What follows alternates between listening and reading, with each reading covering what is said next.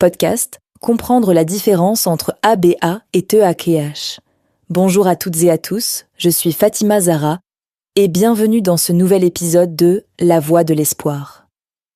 Aujourd'hui, nous allons parler d'un sujet crucial pour toutes les familles ayant un enfant sur le spectre de l'autisme, les approches ABA et TEACH. Nous verrons leurs différences, leurs objectifs et comment chacune peut accompagner l'enfant dans son développement et son apprentissage. Qu'est-ce que l'ABA ? L'ABA, ou analyse appliquée du comportement, est une approche scientifique qui vise à comprendre et modifier les comportements pour aider l'enfant à acquérir de nouvelles compétences. Les points clés, basés sur l'observation précise et l'analyse des comportements, enseigne de nouvelles compétences en les décomposant en petites étapes, utilise des renforcements positifs, comme des encouragements ou des récompenses pour motiver l'enfant, permet de réduire les comportements difficiles tout en renforçant les comportements appropriés. Exemple concret, si un enfant a du mal à dire « merci », l'ABA va l'enseigner étape par étape. D'abord, reconnaître le mot, le répéter avec un soutien, puis le dire dans un contexte approprié, avec une récompense à chaque progrès. Partie 2. Qu'est-ce que TEACH ? TEACH signifie Treatment and Education of Autistic and Communication Handicapped Children, soit programme d'éducation et de traitement pour les enfants autistes et à troubles de communication.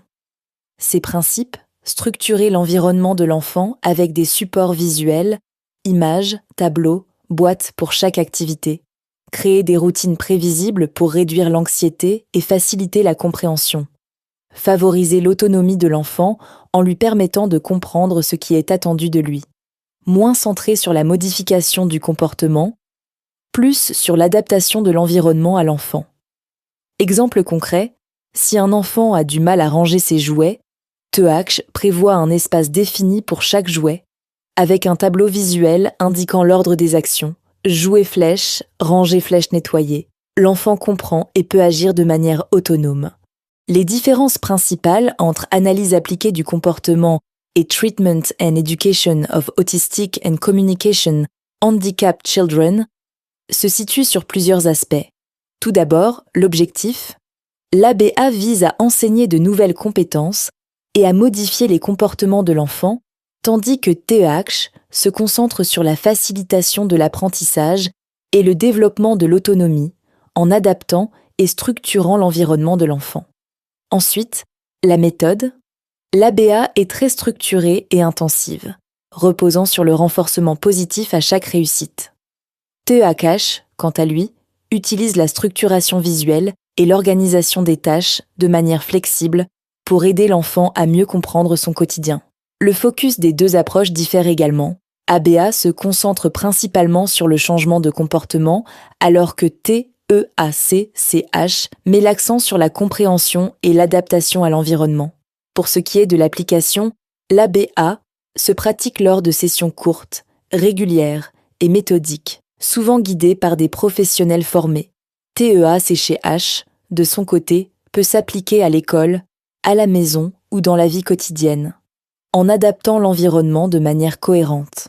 Enfin, l'interaction avec les parents. Dans l'ABA, les parents sont souvent formés pour appliquer les techniques au quotidien, tandis que TEACH permet aux parents d'adapter l'environnement de la maison pour soutenir l'autonomie et le bien-être de l'enfant.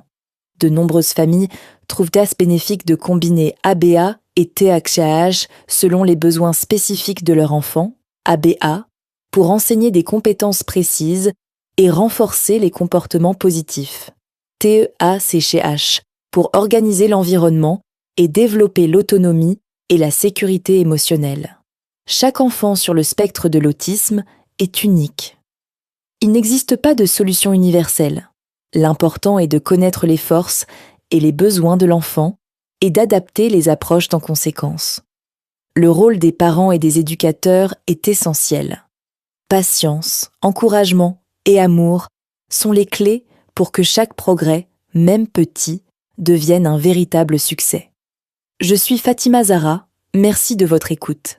Restez connectés pour nos prochains épisodes, où nous partagerons conseils, expériences et soutiens pour accompagner au mieux nos enfants.